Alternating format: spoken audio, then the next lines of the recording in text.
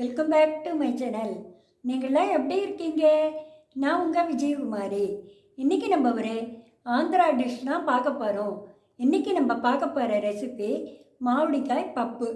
இது மாங்காயிலையும் பருப்பும் சேர்த்து செய்யறதுங்க, ரொம்ப டேஸ்ட்டாக இருக்கும். இது இந்த மாவடிக்காய் சீசனில் தான் செய்ய முடியும். இது மாங்காயோட புளிப்பும் அதில் காரமும் அந்த உப்பும் அந்த பச்சை மிளகாய் சூப்பராக இருக்குங்க. நீங்கள் சுடுற சாதத்தில் ஒரு ஸ்பூன் நெய் விட்டு சாப்பிட்டிங்கன்னா அமக்கலமாக இருக்கும். அதுவும் இந்த சீசனில் விட்டுட்டிங்கன்னா அப்புறம் கிடைக்காது. செய்யறதும் ரொம்ப ஈஸி. இப்போ எப்படி பண்ணுறதுன்னு பாருங்க. ஒரு குக்கர் வச்சுருக்கேன். அதில் 100 கிராம் துவரம் பருப்பை வாஷ் பண்ணி வச்சுருக்கேன். அதை இதில் போட்டுக்கலாம். இதில் 2 டம்ளர் தண்ணி விட்டுக்கணும். ஒரு 3 பச்சை மிளகா, உங்களுக்கு மிளகா காரம் எவ்வளவோ அதுக்கு ஏற்ற மாதிரி போட்டுங்க. நான் 3 பச்சை மிளகா போட்டுக்கிறேன் கட் பண்ணி.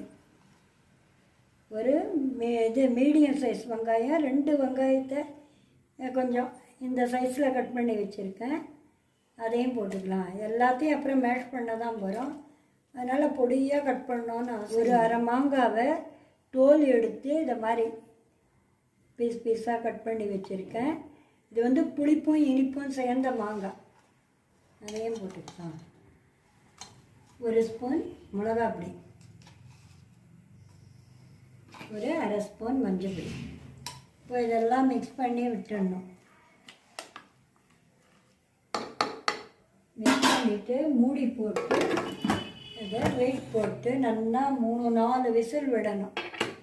4 விசில் விட்டு இதை நல்லா வெந்தெடுத்துங்க. இப்போ எப்படி இருக்குன்னு பார்க்கலாம்.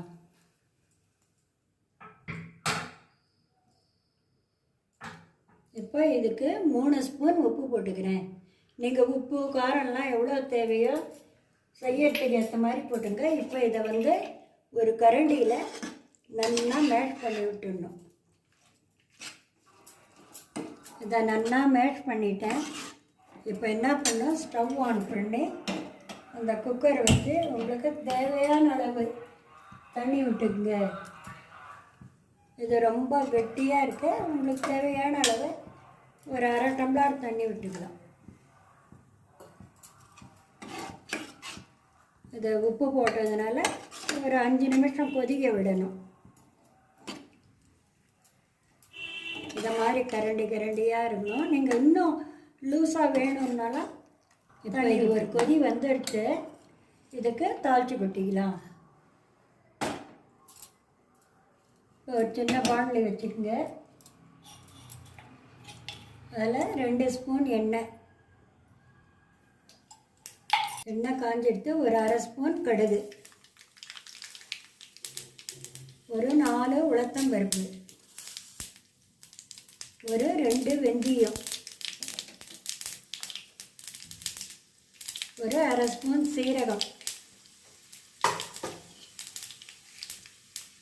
2 வரமிளகாய், ஒரு 4 கருவேப்பிலை போட்டு ஒரு அரை ஸ்பூன் பெருங்காயப்பொடி,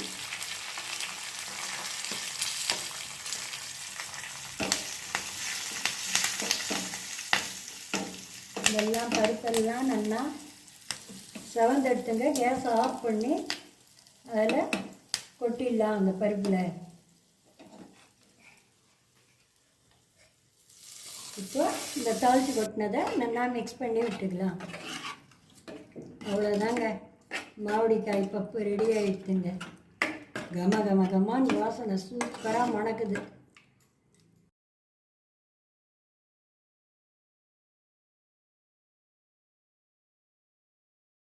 சுவையான மாவடிக்காய் பப்பு ரெடி. நீங்களும் ட்ரை பண்ணி பார்த்துட்டு எப்படி இருக்குன்னு சொல்லுங்கள்.